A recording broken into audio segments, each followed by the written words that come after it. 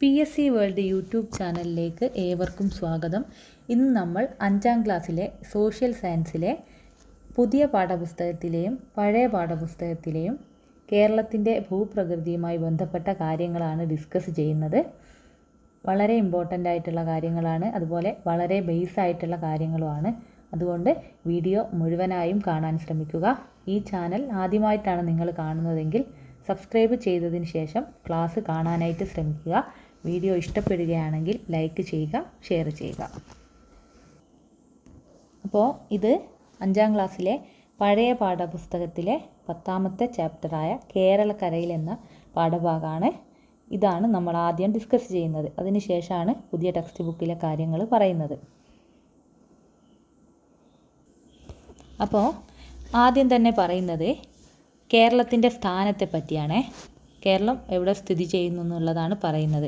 അപ്പോൾ ഇന്ത്യയുടെ തെക്കേ അറ്റത്തായി കിഴക്ക് പശ്ചിമഘട്ടത്തിനും പടിഞ്ഞാറ് അറബിക്കടലിനും ഇടയിലാണ് കേരളം സ്ഥിതി ചെയ്യുന്നത്. അപ്പോൾ ഇന്ത്യയുടെ തെക്കേ അറ്റത്തായി കിഴക്കുള്ള പശ്ചിമഘട്ടത്തിനും പടിഞ്ഞാറ് ഭാഗത്തുള്ള അറബിക്കടലിനും ഇടയിൽ സ്ഥിതി ചെയ്യുന്ന ഭൂപ്രദേശമാണ് ഇത് കേരള സംസ്ഥാനം എന്ന് പറയുന്നത്.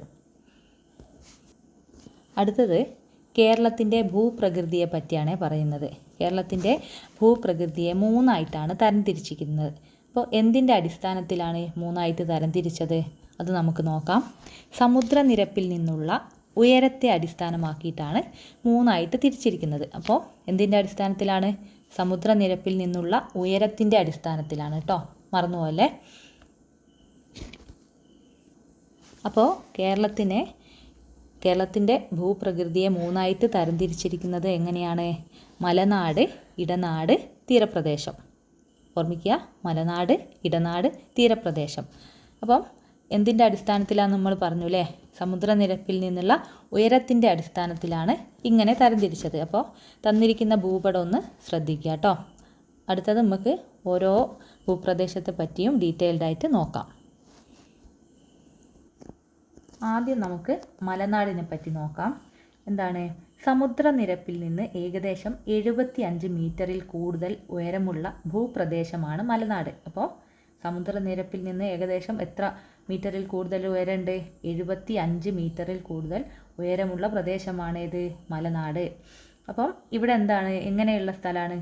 ഉയരം കൂടിയ കുന്നുകളും മലകളുമൊക്കെയാണ് ഇവിടെ കൂടുതലായിട്ടും കാണുന്നത്. അതുപോലെ എല്ലാ നദികളും ഉത്ഭവിക്കുന്നത് ഈ ഒരു മലനാട്ടിൽ നിന്നാണ്. നമുക്കറിയാം അല്ലേ, നദികളുടെ ഉത്ഭവം എവിടെ നിന്നാണ്? ഈ ഭൂപ്രകൃതി വിഭാഗത്തിൽ നിന്നാണ്.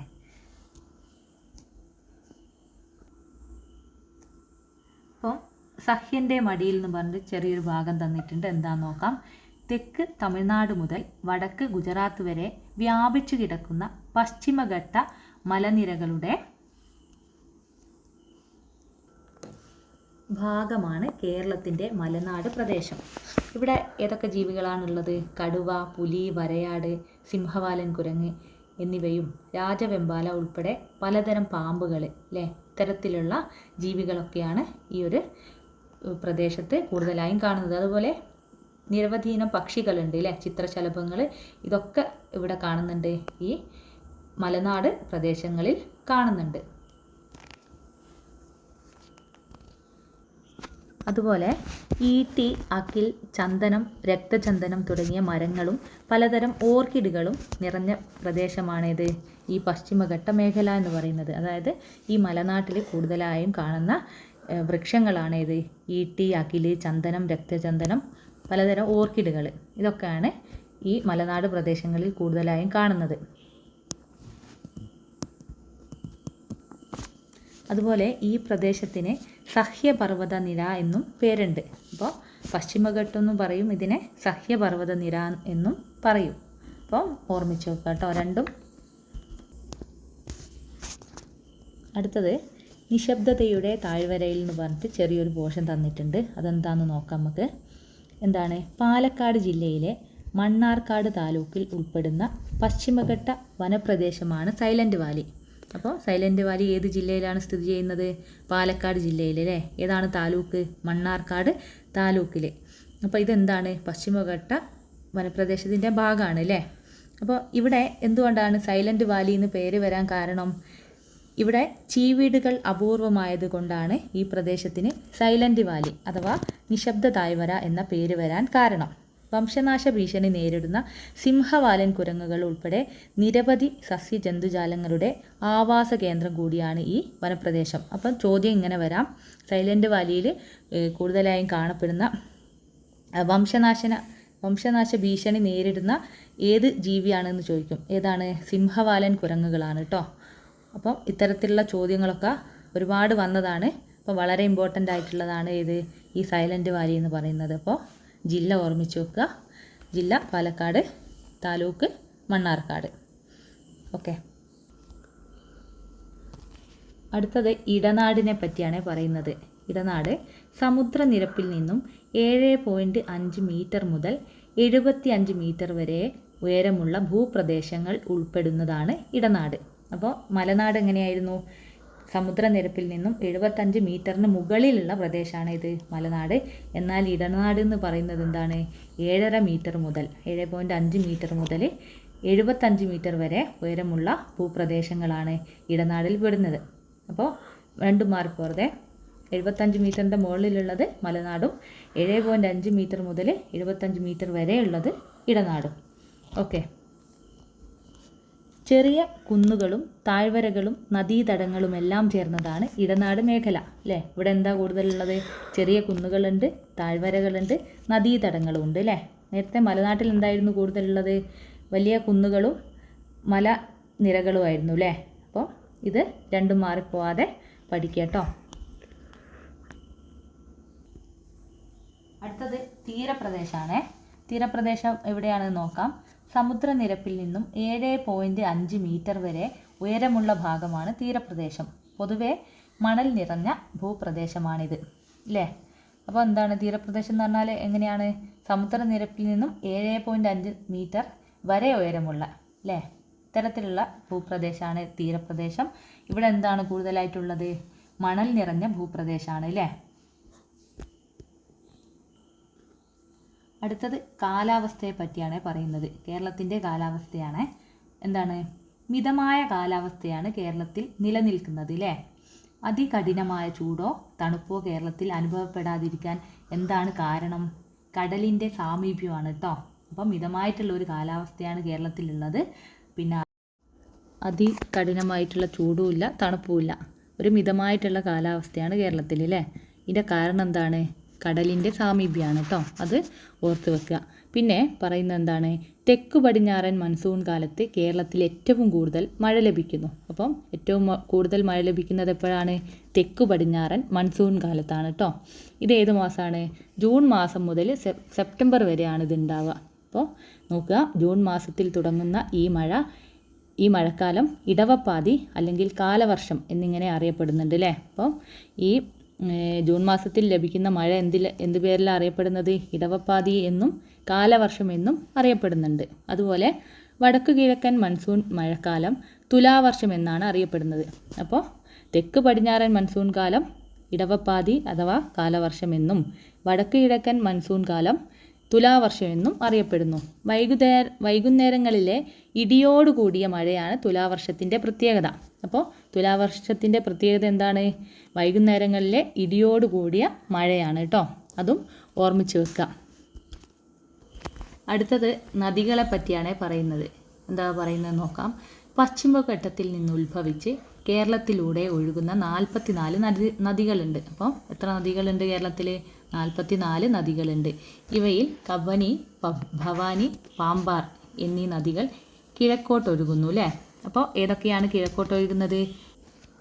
അപ്പോൾ ഓർമ്മിക്കുക, എത്ര നദികളാണുള്ളത്? 44 നദികളുണ്ട്.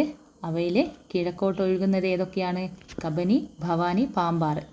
കേരളത്തിലെ ഏറ്റവും വലിയ നദി ഏതാണ്? നീളം കൂടിയ നദി ഏതാണ്? പെരിയാറാണ് കേട്ടോ. അത് ഓർമ്മിച്ച് വെക്കുക. പിന്നെന്താണ്? 44 നദികളിൽ കബനിയും ഭവാനിയും പാമ്പാറുമാണ് കിഴക്കോട്ട് ഒഴുകുന്നത്. ബാക്കിയൊക്കെ പടിഞ്ഞാറോട്ടേക്കാണ് ഒഴുകുന്നത് അല്ലേ. കാരണം എന്താണ്? അവിടെയാണ് എന്തുള്ളത്? പടിഞ്ഞാറ് ഭാഗത്താണ് അറബിക്കടലുള്ളത് അല്ലേ. അതുകൊണ്ടാണ് പടിഞ്ഞാറ് ഭാഗത്തേക്ക് ഒഴുകുന്നത്. ഇതൊക്കെ വളരെ ബേസായിട്ടുള്ള കാര്യമാണ്, എല്ലാവർക്കും അറിയാം. ജസ്റ്റ് ഒന്ന് പറഞ്ഞെന്നേ ഉള്ളൂ കേട്ടോ. അടുത്തത് പുനർജനി എന്ന് പറയുന്ന ഒരു ചെറിയൊരു പോർഷൻ തന്നിട്ടുണ്ട്.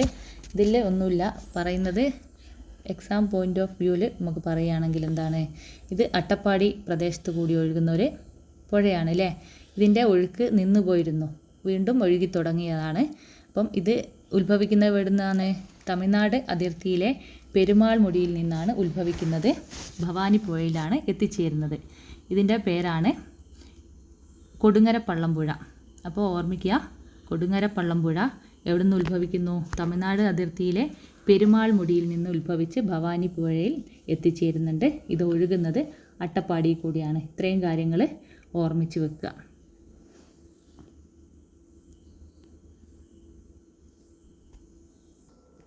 അടുത്തത് കായലുകളാണ്. എന്താണ് കായലുകൾ നോക്കാം. കടലിനോട് ചേർന്ന് കാണപ്പെടുന്ന വലിയ ജലാശയങ്ങളാണ് കായലുകൾ. അപ്പോൾ എന്താണ്? കടലിനോട് ചേർന്ന് കാണപ്പെടുന്ന വലിയ ജലാശയങ്ങളാണ് കായലുകൾ. ആലപ്പുഴ, കോട്ടയം, എറണാകുളം ജില്ലകളിലായി വ്യാപിച്ചു കിടക്കുന്ന വേമ്പനാട്ട് കായൽ കേരളത്തിലെ ഏറ്റവും വലിയ കായലാണ്. അപ്പോൾ കേരളത്തിലെ ഏറ്റവും വലിയ കായലാണ് വേമ്പനാട്ട് കായൽ. ഏതൊക്കെ ജില്ലകളിലാണ് ഇത് വ്യാപിച്ചു കിടക്കുന്നത്? ആലപ്പുഴ, കോട്ടയം, എറണാകുളം. അപ്പോൾ അത് 3 ജില്ലയും ഓർത്ത് വെക്കുക. എന്താണ് ഈ കായലുകൾ കൊണ്ടുള്ള പ്രയോജനം? മത്സ്യബന്ധനം, കക്കവാരൽ, പിന്നെ കയർ വ്യവസായം, അതുപോലെ വിനോദസഞ്ചാരം എന്നിവയ്ക്ക് വേണ്ടിയിട്ട് കായലുകൾ എന്ത് ചെയ്യുന്നുണ്ട്? പ്രയോജനപ്പെടുത്തുന്നുണ്ട്. അപ്പോൾ ഇത്രയും കാര്യം ഓർമ്മിക്കുക കേട്ടോ. അടുത്തത് തടാകങ്ങളാണ്. കരയാൽ ചുറ്റപ്പെട്ട വലിയ ജലാശയങ്ങളാണ് തടാകങ്ങൾ അല്ലേ. കരയാൽ ചുറ്റപ്പെട്ട വലിയ ജലാശയങ്ങൾ. കൊല്ലം ജില്ലയിലെ ശാസ്താംകോട്ട തടാകമാണ് സംസ്ഥാനത്തെ ഏറ്റവും വലിയ ശുദ്ധജല തടാകം. അപ്പോൾ ഓർമ്മിക്കുക, കേരളത്തിലെ ഏറ്റവും വലിയ ശുദ്ധജല തടാകം ഏതാണ്? കൊല്ലം ജില്ലയിലെ ശാസ്താംകോട്ട തടാകം. ഇതൊക്കെ LGSനൊക്കെ ഒരുപാട് തവണ റിപ്പീറ്റ് ചെയ്ത് ചോദിച്ച ചോദ്യമാണ്. അപ്പം വളരെ ഇമ്പോർട്ടൻ്റ് ആയിട്ടുള്ളതാണ്. ഇതൊക്കെ ബേസുമാണ്. അതുകൊണ്ട് നിർബന്ധമായിട്ടും ഇതൊക്കെ പഠിച്ചു വെക്കുക കേട്ടോ. അപ്പം ഈ പറഞ്ഞ കാര്യങ്ങളൊക്കെ വൃത്തിക്ക് പഠിക്കുക. ഇതിൻ്റെ പാർട്ട് 2 വീഡിയോ ഈ പാഠപുസ്തകത്തിലെ ഈ പാഠഭാഗം കഴിഞ്ഞിട്ടില്ല. ഇതിൻ്റെ ബാക്കി എന്ത് ചെയ്യാം? അടുത്ത ക്ലാസ്സിൽ പറയാം. പുതിയ പാഠപുസ്തകം കൂടി പറയാനുണ്ട്. അത് രണ്ടും കൂടെ ഒന്നിച്ച് ചെയ്യാം. ഇത്രയും നേരം പഠിച്ച കാര്യങ്ങൾ നോട്ട് എഴുതിയെടുത്ത് വൃത്തിക്ക് പഠിക്കാനായിട്ട് ശ്രമിക്കുക. വീഡിയോ ഇഷ്ടപ്പെട്ടിട്ടുണ്ടെങ്കിൽ എന്ത് ചെയ്യുക? ലൈക്ക് ചെയ്യുക, ഷെയർ ചെയ്യുക, സബ്സ്ക്രൈബ് ചെയ്യുക. Thank you.